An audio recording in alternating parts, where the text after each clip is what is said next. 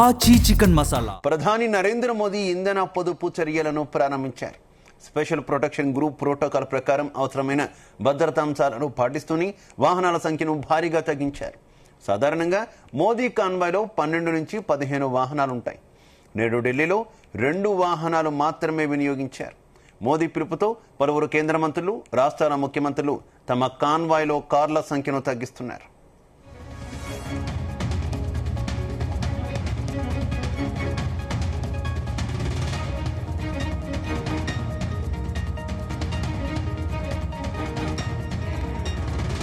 ప్రధానమంత్రి నరేంద్ర మోదీ పొదుపు చర్యలను ప్రారంభించారు. మోదీ కాన్వాయ్లో సహజంగా 12 నుంచి 15 వాహనాల వరకు ఉంటాయి. అయితే మోదీ పిలుపునిచ్చినటువంటి పొదుపు చర్యల్లో భాగంగా తొలుత ఆయనే పాటించడం ప్రారంభించారు. ఈ నేపథ్యంలోనే ఆయన కాన్వాయ్లోని వాహనాలను కేవలం 2 కార్లకు మాత్రమే పరిమితం చేసినటువంటి పరిస్థితి. ఇక ఇదే విషయానికి సంబంధించి మరింత సమాచారం మా కరెస్పాండెంట్ వేణుగోపాల్ అందిస్తారు. వేణు, ప్రధానమంత్రి నరేంద్ర మోడీ ఇంధన పొదుపు చర్యలను ప్రారంభించారు. ఇప్పటికే ఏదైతే ఇటీవల హైదరాబాద్ నగరంలో పర్యటించినప్పుడు అందరికీ కూడా ఏదైతే రానున్న రోజుల్లో చమర్ను విరివిగా ఖర్చు చేయకుండా పొదుపుగా వాడాలని చెప్పి కూడా సూచించడం జరిగింది.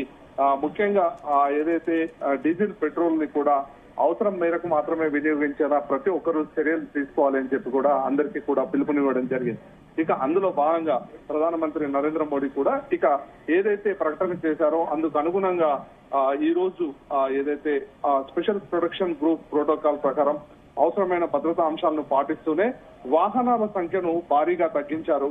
మామూలుగా సాధారణంగా ప్రధానమంత్రి నరేంద్ర మోడీ కాన్వాయ్లో 12 నుంచి 15 వాహనాలు ఉంటాయి. ఇక నేడు 2 వాహనాలు మాత్రమే వినియోగించారు. ఇక మోదీ పిలుపుతో ఇప్పటికే పలువురు కేంద్ర మంత్రులు, రాష్ట్రాల ముఖ్యమంత్రులు తమ కాన్వాయ్లో కార్ల సంఖ్యను తగ్గిస్తున్నారు. ఇక ఇప్పటికే ఏదైతే బీజేపీ పాలిత ప్రాంతానికి సంబంధించిన రాష్ట్రాల్లో ముఖ్యమంత్రులు కూడా ఇదే దిశగా చర్యలు తీసుకుంటున్నటువంటి పరిస్థితి.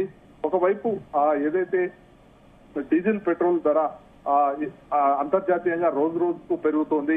ఇక మరోవైపు మన దగ్గర ఉన్నటువంటి విదేశీ మారక ద్రవ్యం కూడా చాలా పెద్ద ఎత్తున ఖర్చు చేయాల్సి వస్తుంది. కాబట్టి ఇక దీనికి సంబంధించి దేశవ్యాప్తంగా కూడా ప్రతి ఒక్కరూ ఏదైతే ఈ పొదుపు చర్యలు పాటించాలి. పెట్రోల్, డీజిల్ విషయంలో అవసరమైతే ఏదైతే వర్చువల్ మీటింగ్స్ ను కండక్ట్ చేసుకోండి అని చెప్పి కూడా ప్రధానమంత్రి నరేంద్ర మోడీ ఇటీవల హైదరాబాద్ నగరకు వచ్చినప్పుడు పిలుపునివ్వడం జరిగింది.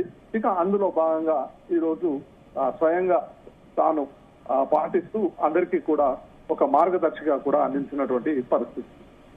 అయితే ఈరోజు జరిగినటువంటి కేబినెట్ భేటీలో కూడా కీలక డెసిషన్స్ తీసుకున్నటువంటి వార్తలు ఎక్కువగా వస్తున్నటువంటి పరిస్థితి ఏంటి? ఇక మీదట గవర్నమెంట్ ఏకంగా ప్రధానమంత్రి తన కాన్వాయ్ని కుదించుకున్నటువంటి నేపథ్యంలో గవర్నమెంట్ నుంచి ఇక మీదట ఎలాంటి డెసిషన్స్ వచ్చే అవకాశం ఉందనుకోవచ్చు? ముఖ్యంగా ఏదైతే దేశవ్యాప్తంగా కూడా ప్రతి ఒక్కరు కూడా గత కొద్ది రోజులుగా మధ్య ప్రాచ్య దేశాల్లో జరుగుతున్నటువంటి యుద్ధం వల్ల ఇంపోర్ట్ చేసుకునేటువంటి పెట్రోల్, డీజిల్ రేట్లు, అంతర్జాతీయంగా క్రూడ్ ఆయిల్ ధరలు విపరీతంగా పెరుగుతున్నటువంటి పరిస్థితి. ఇక దీనికోసం ఇటు దేశం నుండి కూడా విదేశీ మారక ద్రవ్యాన్ని ఎక్కువ మొత్తంలో ఖర్చు చేయాల్సి వస్తుంది. కాబట్టి ఇందుకు సంబంధించి అందరూ కూడా అవసరం మేరకు మాత్రమే, అవసరం అనుకుంటే ఏదైతే ఒకే కారులో ఒక్కరు ప్రయాణించకుండా ఒక కార్యాలయానికి వెళ్ళేటప్పుడు 4 కలిసి ఒకే కారులో వెళ్ళాలి. ఇలా పొదుపు చర్యలను పాటించండి అని చెప్పి కూడా ప్రధానమంత్రి నరేంద్ర మోడీ పిలుపునివ్వడం జరిగింది.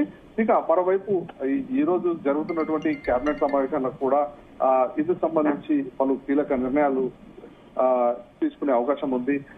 ఏదైతే పెట్రోల్ ధరలు రోజు రోజుకి అంతర్జాతీయంగా పెరుగుతున్న నేపథ్యంలో ఇందుకు సంబంధించి ముఖ్యంగా పొదుపు చర్యలు పాటించేలా ప్రభుత్వ కార్యాలయాలు కూడా ఇన్స్ట్రక్షన్స్ ఇవ్వాలని చెప్పి భావిస్తున్నారు.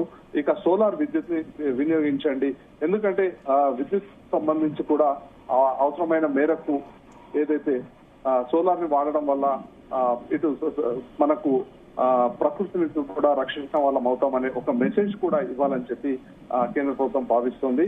అందులో భాగంగా ఎలక్ట్రిక్ వాహనాలు కూడా వినియోగించండి. ఇందుకు సంబంధించినటువంటి ఏదైతే విద్యుత్ ను కూడా మనం ఉత్పత్తి చేసుకోవచ్చు అనేటువంటి సందేశం కూడా ఇచ్చేలా కేంద్ర ప్రభుత్వం చర్యలను ప్రారంభించింది. ఇక ఇందుకు సంబంధించి కూడా కేంద్ర కేబినెట్ లో కూడా ఈ అంశం కూడా చర్చకు రావడం జరిగింది. Right, okay, thank you.